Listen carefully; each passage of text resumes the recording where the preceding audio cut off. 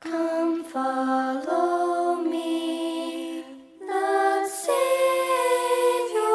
said,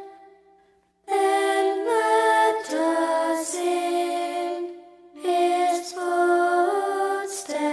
tread, for thus alone can we be one